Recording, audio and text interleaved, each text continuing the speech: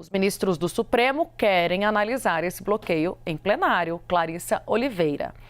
Clarissa, como é que você vê essa possibilidade, portanto, da Corte, todos os ministros se debruçarem sobre essa decisão monocrática do ministro Alexandre de Moraes? E como você vê a situação do ministro diante dessa análise, que pode, inclusive, ir no sentido contrário ao que foi entendido pelo Alexandre de Moraes até aqui, abrandar a decisão que ele tomou, Clarissa?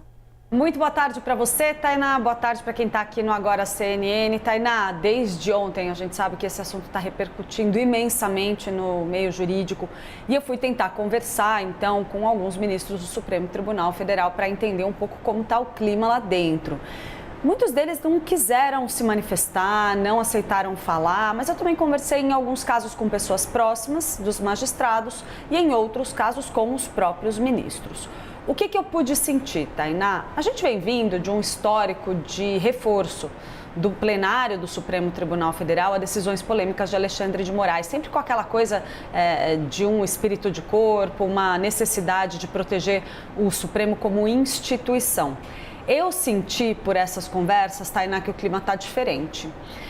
Embora, no geral, eu tenha observado alguns relatos de que haja aí uma tendência de concordância com o bloqueio do X por conta daquele argumento da resistência da empresa em manter uma representação aqui no país, o que é uma exigência constitucional, mesmo tendo esse entendimento, tem um crescimento aí do que os próprios ministros chamam de desconforto com exageros, palavras citadas pelos próprios, que estão sendo praticados por Alexandre de Moraes nesse caso específico do X. Um deles, a gente já trouxe isso já há alguns dias, é a questão da intimação por meio da própria plataforma.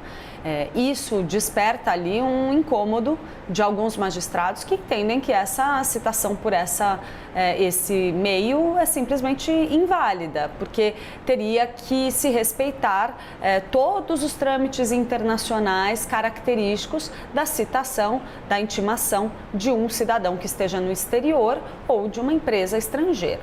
Então, esse um primeiro ponto que pode ser uma polêmica para a essência da decisão, que é o bloqueio. E aí você tem as outras decisões paralelas, que essas incomodam ainda mais. O bloqueio de contas do Starlink, eu senti que vai ter divergência, ou pelo menos de alguns magistrados. E o terceiro ponto, Tainá, além dessa questão da Starlink, era aquela confusão sobre VPN, né?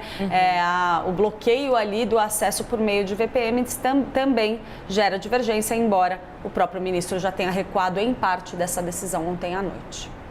Clarissa, te convido aqui no nosso match Verde com Verde para você ficar comigo. Já eu te chamo novamente para uma entrevista justamente sobre esse assunto.